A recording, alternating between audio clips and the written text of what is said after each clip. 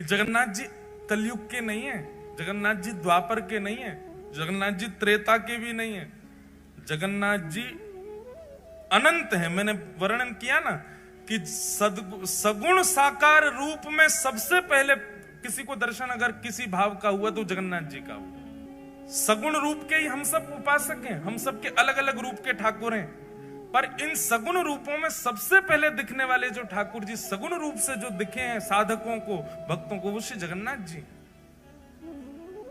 आज के नहीं है ठाकुर जी, अनंत काल से हैं।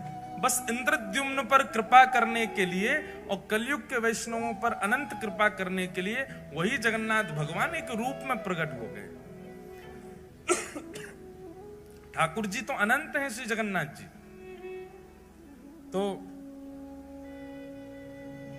हम व्यासपीठ पर बैठ करके कलम तोड़ करके कह सकते हैं पूरे ब्रह्मांड में सबसे दयालु यदि कोई है तो वो श्री जगन्नाथ जी। बहुत दयालु, इतनी दया कोई ठाकुर के भीतर नहीं है जितने हमारे श्री जगन्नाथ जी। सबसे बड़े कृपालु ठाकुर यदि पूरे विश्व में यदि कोई है तो वो श्री जगन्नाथ जी। इतने दया में भरे हैं, इतने अवगुण शून्य दृष्टि है श्री जगन्नाथ जी की। कितना भी बड़ा कोई व्यक्ति, कितना भी अभागा क्यों ना आ जाए, ठाकुर जी उसमें भी दोष नहीं देखते। ऐसे महाप्रभु जगन्नाथ। अच्छा, जगन्नाथ जी के कान क्यों नहीं है? जगन्नाथ जी के कान दिखते क्यों नहीं है? बहुत सुंदर भाव है। बोले जगन्नाथ महाप्रभु कहते हैं, बोले कोई मेरो भक्त आर्तनाद आर्त भाव से मुंह को पुकारे और वासमय व वाकी रक्षा के लिए, वासमय वाकु दर्शन देवे के लिए मैं जैसे ही जाऊंगो, मेरे बगल में ये बैठी है मेरी बहन सुभद्रा, उबा के बगल में बैठे हैं बलराम जी, जे दोनों मुंह को रोकेंगे, अरे लाला कहां को जा रहे है, कौन के पास जा रहे है? और कहीं सुदर्शन जी ने या गरुण जी ने बता दिया कि फलाने भक्त के पास जा रहे हैं, तो ये दोनों तुरंत उसकी पूरी लिस्ट निकालेंगे। अरे वो तो अच्छा खाता भी नहीं है, वो तो अच्छा व्यक्ति भी नहीं है, उसके अंदर तो काम भी है, उसके अंदर तो लोभ भी है, उसके अंदर तो द्वेष भी है। ये सब मुझे उसके अवगुण बता करके मुझे रोकने का पूरा प्रयास करेंगे। ऐसे ही श्री जगन्नाथ भगवान जब किसी भक्त पर कृपा करने के लिए जाते हैं तो ठाकुर जी ने मन में विचार किया, ये बगल में बैठे बलभद्र जी और सुभद्रा जी जी मानेंगे नहीं, ये जबरदस्ती उस व्यक्ति के अवगुण मुझको सुनाएंगे। अरे तुम किसके पास जा रहे हो, वो तो ऐसा है, वो तो ऐसा है, वो तो ऐसा है। नेक नेक आगे आ जाओ भैया।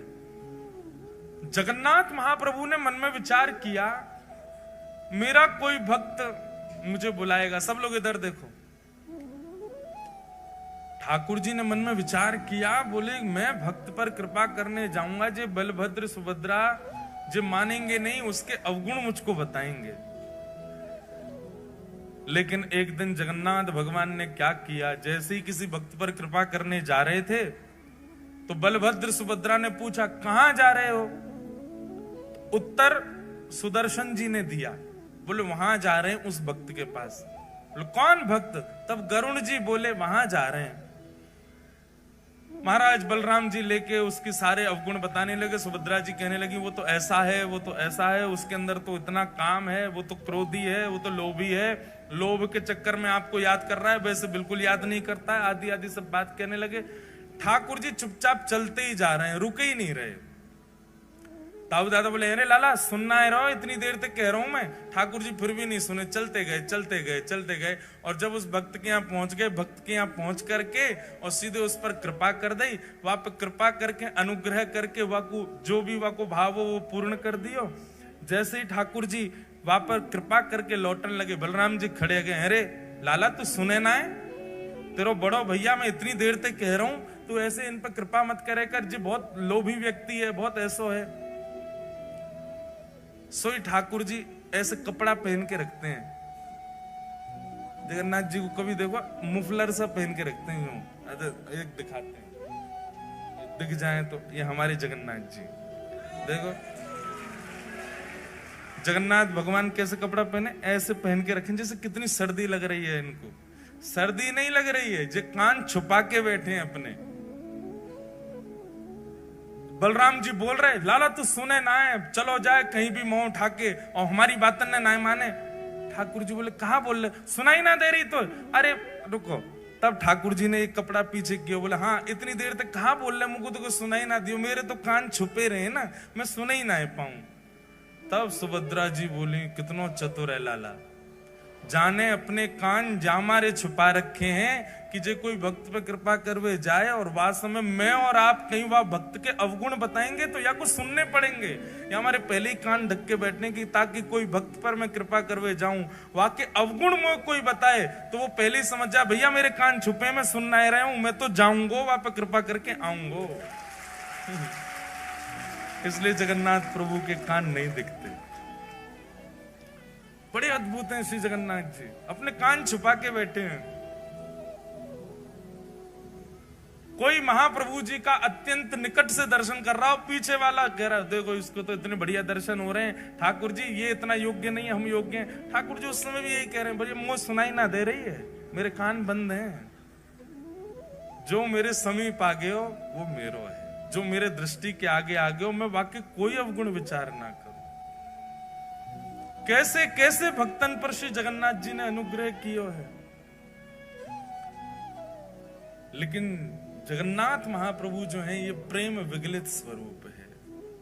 ठाकुर जी श्री जगन्नाथ रूप में व्यस्त हैं। किसमें व्यस्त हैं?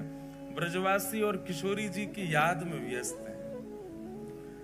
इसीलिए प्रेम विगलित ठाकुर जी हैं, पिघल रहे हैं उस समय श्री जगन्नाथ जी। श्री जगन्नाथ महाप्रभु को सब प्रिय है, बस एक भाव छोड़ के,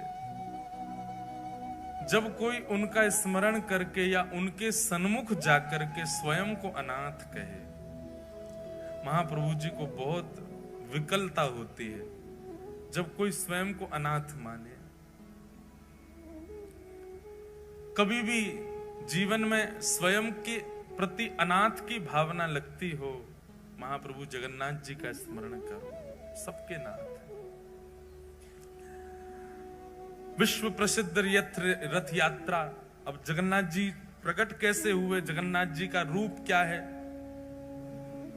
तो श्री जगन्नाथ जी जो हैं ये प्रेम विगलित स्वरूप है ठाकुर जी का। इसमें ठाकुर जी व्यस्त हैं, ब्रजवासी और किशोरी जी की याद में व्यस्त हैं। ऐसे स्वरूप के सामने जाकर के आप जो बोलोगे, लेकिन आपको कहानी देनी पड़ेगी ठाकुर जी को। कहानी देने का मतलब क्या है? एक वचन देना पड़ेगा श्री जगन्नाथ जी। बहुत ध्यान से सुनना। हे नाथ, हमारे जीवन में ये आर्त है, हे नाथ हमारे जीवन में ये विपत्ति है, हे नाथ हमारे जीवन में ये संकट है, ये काम बन नहीं रहा, आदि सब जगन्नाथ भगवान से कह दो। लेकिन इसके बदले जगन्नाथ भगवान को एक लोभ दे दो, एक वचन दे दो। क्या? अगली बार आऊंगा तो एक ब्रजवासी को लेके आऊंगा, आपका काम पक्का ठाकुर जी पूर्ण करेंगे। क्योंकि श्री जगन्नाथ महाप्रभु को ब्रजवासी बहुत प्रिय है। हमारे स्वामी श्री हरदास जी की वाणियों में कहीं ऐसा प्रसंग आता है, एक बार स्वामी जी के कुछ वैष्णव जन वृंदावन से जगन्नाथपुरी जाने के लिए निकले, और उस समय की बात है जब इतने साधन नहीं हुआ करते थे। वृंदावन से वैष्णव निकले हैं जगन्नाथपुरी के लिए, और वृंदावन से वैष्णव जा रहे हैं तो अब जैसे भी साधन, पैदल जाएंगे, बैलगाड़ियों में जाएंगे, समय तो बहुत लगना है पहुंचने में। लेकिन जिस समय वृंदावन से वैष्णव निकलते हैं जगन्नाथपुरी दर्शन के लिए, यहां मंदिर में पुजारी जी जैसे जगन्नाथ भगवान को प्रणाम करने जाते हैं तो ब्रह्म वेदी पर बैठे गोल मटोल हमारे श्री जगन्नाथ जी ऐसे झूमने लग जाते हैं। तो पुजारी जी कहते हैं, महाप्रभु जी आज बड़े प्रसन्न हो। बोले, हम इसलिए प्रसन्न हैं क्योंकि वृंदावन से 4 वैष्णव निकले हैं जगन्नाथपुरी आने के लिए। हम अब हमको प्रतीक्षा नहीं हो रही है। मुझे एक एक क्षण का ऐसा लग रहा है कि कब वो क्षण आवे, ब्रजवासी सामने से हमें, भैया हम तुमसे प्रार्थना कर रहे हैं, उनकी रहने की उत्तम व्यवस्था कर देना, उनके प्रसाद की उत्तम व्यवस्था कर देना, और वे जब आ जाए ना तो उनको ला करके मेरे हृदय से लगा देना। इतना प्रेम करते हैं श्री जगन्नाथ जी ब्रजवासियों से। उन्हीं ब्रजवासियों के स्मरण में श्री जगन्नाथ जी का ऐसा रूप, ऐसे हाथ, ऐसा उदर, ऐसा स्वरूप बन गया ठाकुर जी का। ये प्रेम की 10वीं अवस्था है। प्रेम की 10वीं अवस्था का स्वरूप क्या है कि प्रेमी अपने प्रियजनों की याद करके, अपने प्रेमी की याद करके, याद करता करता पिघलने लग जाता है मोम की तरह। श्री जगन्नाथ महाप्रभु ब्रजवासियों की याद में पिघल गए। किशोरी जी के स्मरण में, ये किशोरी जी के विरह का स्वरूप है श्री जगन्नाथ जी का। हमारे प्यारे गिरधर लाल जी साल में एक बार श्री जगन्नाथ जी का रूप धारण करते हैं रथ यात्रा वाले दिन। और मैंने कई बार कथाओं में बताया भी है कि हमारे प्यारे गिरधर लाल जी जगन्नाथ भगवान का रूप तब तक धारण करते ही नहीं है जब तक उनको कोई विरह का पद ना सुनाओ। किशोरी जी के विरह का कोई भी भाव सुना दें ठाकुर जी को, तुरंत ठाकुर जी जगन्नाथ बन जाते हैं। प्रेम धन स्वरूप है जगन्नाथ, रस धन स्वरूप है जगन्नाथ, आनंद धन स्वरूप है जगन्नाथ, और महाप्रभु स्वरूप है जगन्नाथ। तो ऐसे जगन्नाथ जी भगवान श्री कृष्ण के अनेक रूप हैं, पर उन रूपों के सन्मुख जाकर के आप अपनी जिज्ञासा प्रकट करो। पूर्ण होगी नहीं होगी कुछ गारंटी नहीं है, पर जगन्नाथ जी से आप जो चाहो वो अपना पूर्ण करवा सकते हो। बस शर्त इतना, बदले में एक ब्रजवासी से मिलवाना पड़ेगा श्री जगन्नाथ जी को। अगली यात्रा जब करो तो जैसे आप अपने मित्रों से पूछते हो, रिश्तेदारों से पूछते हो, पूरी चल रहे हो क्या, सब व्यवस्था कर लेंगे, एक किसी ब्रजवासी को ले जाओ, ब्रज के किसी रसिक से पहले तो संबंध बनाओ, उससे मित्रता करो, फिर उसको फोन करो कि भाई हम जगन्नाथपुरी जा रहे हैं, आप चलोगे क्या। पलकों पे बैठा के ले जाना ब्रजवासी को, चाहे सिर पे चढ़ जाए, लेकिन फिर भी ब्रजवासी को लेकर के जाना, तब दर्शन करना जगन्नाथ जी का।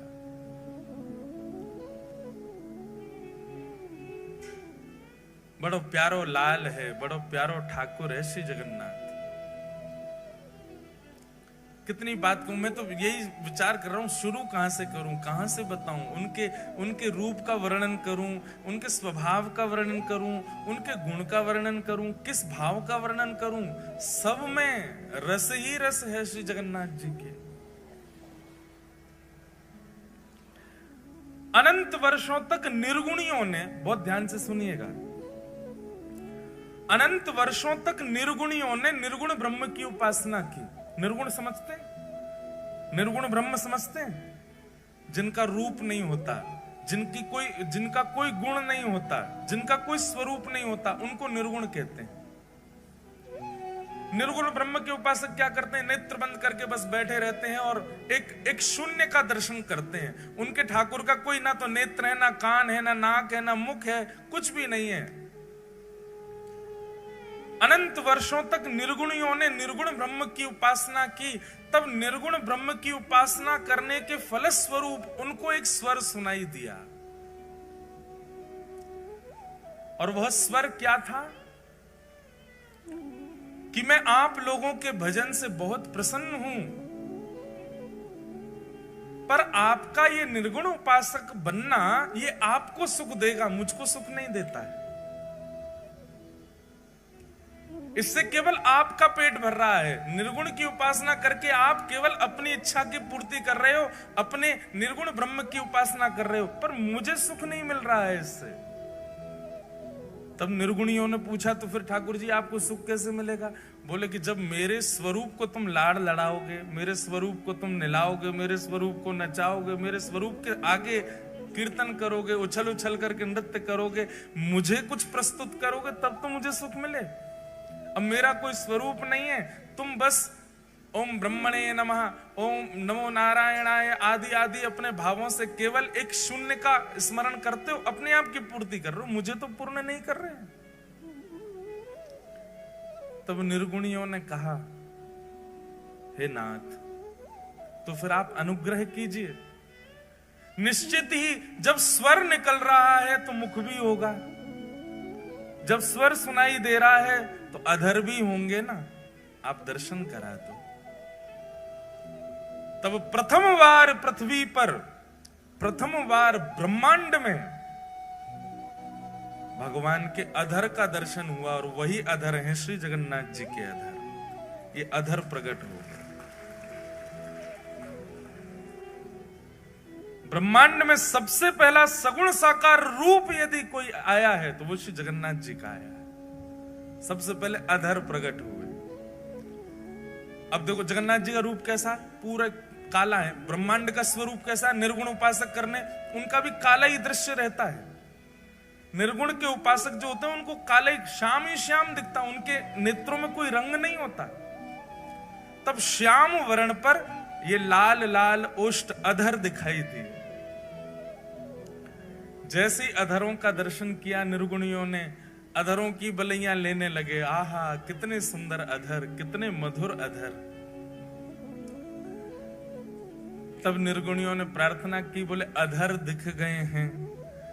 स्वर है तो मतलब अधर हैं, तो अधर है तो उसका मतलब नेत्र भी होंगे। तो कृपा करके ठाकुर जी आप अपने नेत्रों का दर्शन कराओ। और तब श्री जगन्नाथ महाप्रभु के विशाल नेत्रों का दर्शन हुआ। जैसे ही नेत्रों का दर्शन हुआ, जगन्नाथ स्वामी नयन पथगामी भवतु में, जैसे ही नेत्रों का दर्शन हुआ सब निर्गुणी दंडवत करने लगे। बोले नाथ अब हमारी स्थिति ऐसी है कि अधर और नेत्र देख करके ही हम इतने आनंद में भर गए हैं। स्थिति ये हो गई है कि इसके अतिरिक्त अगर आपका कोई और स्वरूप अब हमको इससे ज्यादा दिखाया गया तो प्राण ही निकल जाएंगे। हम तो इन दोनों पे ही न्योछावर हैं। इसलिए जगन्नाथ महाप्रभु के दो ही प्रधान हैं, अधर और नेत्र। नासिका नहीं दिखती है, वो नासिका की आकृति बनी है पर दिखती नहीं है।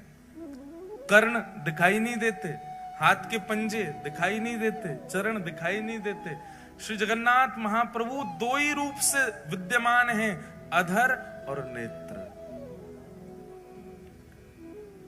इसके पीछे भी भाव है। अधर प्रकट हैं, इसका मतलब क्या है, बहुत ध्यान से सुनना। अधर प्रकट हैं इसका मतलब क्या है, ये बोलवे वाले ठाकुर जी हैं पर कुछ सुनने वालों होना चाहिए। कौन से ठाकुर जी हैं? बोलवे वाले ठाकुर जी हैं, बस कोई सुनने वालों चाहिए। ये सुनवे वाले ठाकुर जी ना, इधर देखो यहां देखो सब लोग कथा सुनो। सुनवे वाले ठाकुर जी ना है, ठाकुर जी के कान तो छुप रहे हैं, दिखे ही ना रहे, केवल अधर। देखो वहां देखो, कहीं भी देखो, कहां पे जगन्नाथ जी के अधर ही दिखेंगे, अधर और नेत्र। जहां भी देखो स्वरूप में बोलवे वाले ठाकुर जी हैं। बस कोई भक्त में सामर्थ हो जो इनसे बुलवाए दे। और दूसरी बात, ये देखवे वाले ठाकुर जी हैं। और देखवे वाले भी ऐसे वैसे नहीं है। ऐसा देखवे वालो दूसरों ठाकुर ही ना है पूरे विश्व में।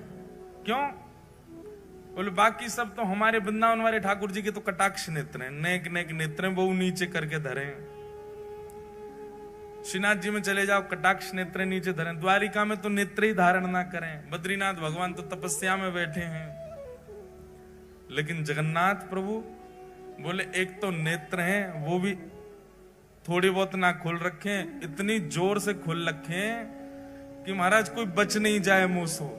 बच नहीं जाए मतलब भय के कारण नहीं, बच नहीं जाए कहीं मतलब मेरे नेत्रन से कोई चूक के चलो नहीं जाए, मैं सबको देख लूं। और इतने में भी इनका बस नहीं चला तो फिर कहा किया, बोले अपलक हो गए। पलक ही नहीं बनवाई महाराज अपनी, कहीं श्रम होने के कारण मुंह को पलक झपकनी ना पड़ जाए। वह समय कोई वैष्णव सामने और मैं वह को नहीं देख पायो तो।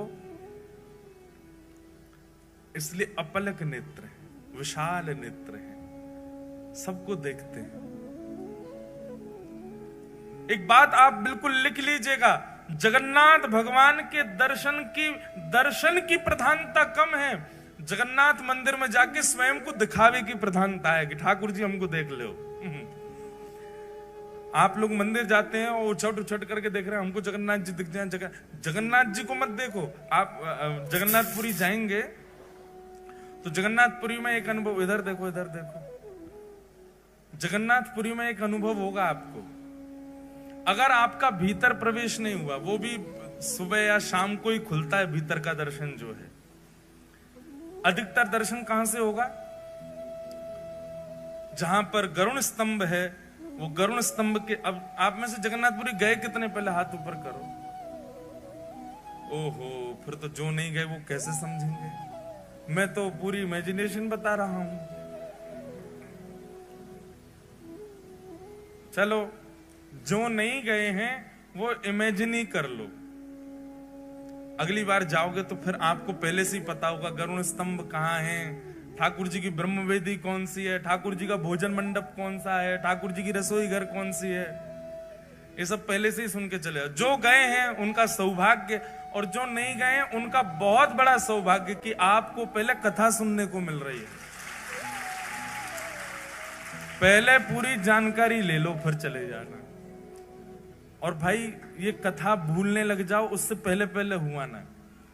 तो इसलिए जितने लोग यहां बैठे हो, छुट्टी ढूंढो, जल्दी जाओ, जगन्नाथपुरी होके आओ। तो जो लोग गए हैं वो लोग तो सब समझ जाएंगे, जो नहीं गए वो इमेजिन करो।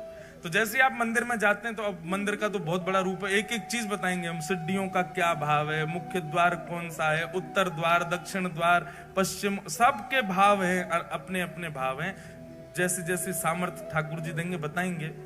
पर जब आप मुख्य मंदिर में प्रवेश करेंगे जहां श्री जगन्नाथ जी विराजते हैं, तो जहां से अमूमन दर्शन सबको किया जाता है, वहां से भी जगन्नाथ जी इतनी दूर होते हैं कि ऐसे 3 हॉल, सबसे पीछे वाली मैया से मुझ तक जितनी दूरी है, इतने 3 हॉल भीतर, और लंबे 4 हॉल समझ लो, इतने भीतर बैठे हैं श्री जगन्नाथ जी। वहां से दिखेंगे आपको। जगन्नाथपुरी में प्रत्यक्ष दर्शन केवल सुभद्रा जी का होता है, स्पष्ट दर्शन होगा आपको। बीच में बैठी है सुभद्रा जी। तो द्वार इतना, द्वार है तो बहुत विशाल, लेकिन दूरी इतनी होती है कि जब आप भीतर प्रवेश करोगे तो इतने तो आपको बलराम जी दिखेंगे। बलराम जी सबसे पहले घुसते ही आपको बलराम जी दिखेंगे, इतने। फिर बलराम जी के बाम अंग में बैठी हैं सुभद्रा। सुभद्रा जी पूरी दिखेंगी। और जिनके दर्शन के काज पूरी दुनिया गई है, जगन्नाथ जी, वो इतने भी नहीं दिखते, इतने दिखते हैं, बस इतने ही दिखते हैं। आधी सी आंख दिखे उनकी। पूरी दुनिया आप देखेंगे जगन्नाथपुरी में, सारी भीड़ कहां होती है? वहां कोने में। सबकी दृष्टि ऐसी है, बोले वहां कोने में देखो जगन्नाथ जी दिख रहे होंगे। वो जगन्नाथ जी कितने दिखते हैं? कितनों कोने में घुस लो, इतने ही दिखते हैं, उससे ज्यादा नहीं दिखते। इसका मतलब क्या है? जगन्नाथपुरी में श्री जगन्नाथ जी को देखवे के काजे उमड़ो मत। जगन्नाथ जी कह रहे हैं हमने सबको देखवे के काजे सुभद्रा जी बीच में बैठा रहेंगे, बस तुम खुद को दिखा दो कि तुम आए हो। और तुम मुझे देख पाओ नहीं देख पाओ बिल्कुल चिंतित मत हो, पर मेरी दृष्टि तुमको देख ही लेगी। इतने बड़े बड़े नयन महाराज बना के काय को खड़े हैं हम, ये अपलक नेत्रन से काय को खड़े हैं? ताकि तुम मुझे दिख जाओ। अच्छा, श्री जगन्नाथ जी के नेत्र विशाल क्यों हैं? क्योंकि वो सबको देखते हैं। और ये 2 ही प्रधानता है श्री जगन्नाथ जी के रूप में, अधर और नेत्र। बाकी सब जगह हमारे वृंदावन में राधा रमन जी सब जगह प्रधानता बांकी अदा है, हाथ ऐसे हैं, पाम त्रिभंग लली हैं, मुकुट ऐसा है। जगन्नाथ जी की 2 ही प्रधानता है, नेत्र और अधर।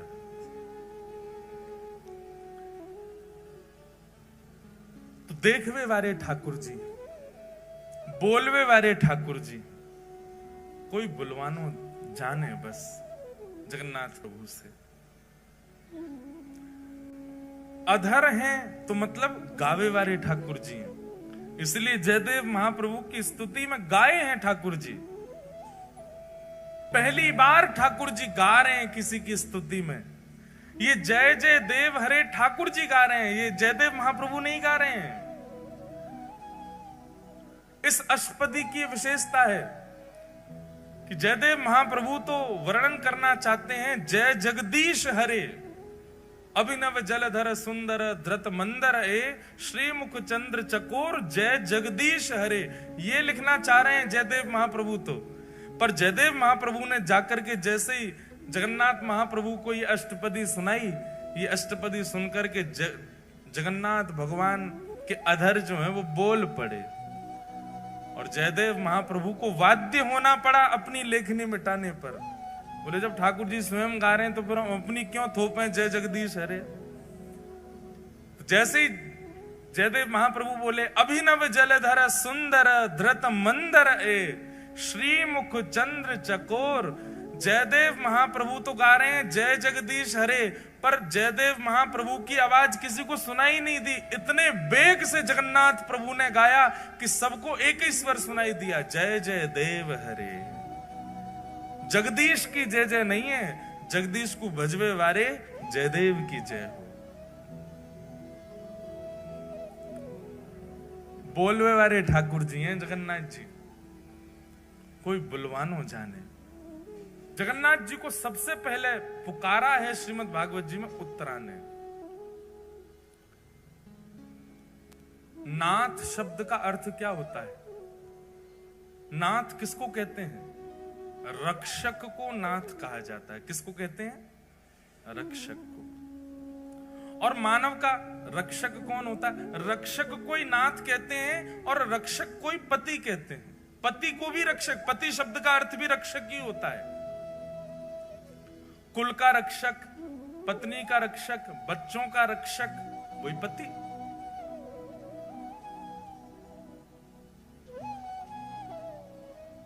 जगन्नाथ और जगतपति शब्द में कोई अंतर नहीं है, एक ही है दोनों। नाथ और पति एक ही बात होती है। भागवत जी में सबसे पहले उत्तरा कहती है, भगवान को सबसे पहला नाम क्या दिया? महायोगिन। बहुत ध्यान से सुनो सब लोग, इधर देखो, क्या कहा? महायोगिन। कौन है? पाहि पाहि महायोगिन। महायोगिन का मतलब क्या है? बोले योगी नहीं है ये महायोगी है। बोले योगी किसको कहते हैं? बोले योगी उसको कहते हैं जो नेत्र बंद करके बैठा रहे, ध्यान लगावे, घंटों तक, वर्षों तक, महीनों तक नेत्र ना खोले, उसको योगी कहते हैं। बोले ये कौन है? बोले योगी नहीं है, ये महायोगी है। बोले क्यों? बोले जादनाते बैठे वादनाते आंख बंद ही नहीं करी है, आंख खोल के बैठे। आंख बंद करके बैठना ये एक योगी कर सकता है और कोई भी कर सकता है। आंख बंद करके कोई भी बैठ सकता, पर आंख खोल करके बैठना ये योगी नहीं कर सकता, ये तो महायोगी कर सकता है। आप नेत्र खोल करके अपलक नेत्रों से कितनी देर बैठ सकते? ज्यादा से ज्यादा 30 सेकंड, 1 मिनट। नैका देर में आंसू आने लगेंगे, आंखें लाल पड़ जाएंगी महाराज, पलक आपको झपकनी पड़ेगी। तो नेत्र बंद करके बैठना ये कोई बड़ी बात नहीं है, लेकिन फिर भी योगी मान लेंगे हम नेत्र बंद करके बैठने वाले को। पर ये कौन है? बोले ये तो महायोगी हैं। महायोगी क्यों है? बोले नेत्र खोल करके बैठे, अपलक नेत्रों से बैठे, झपकते ही नहीं है।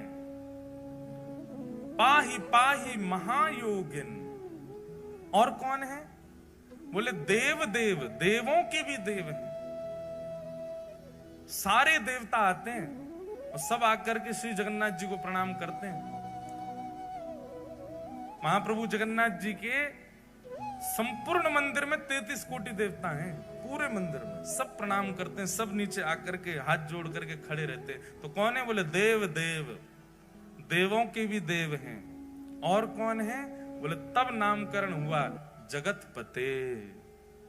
जगतपति, जगत के रक्षक, जगत के नाथ श्री जगन्नाथ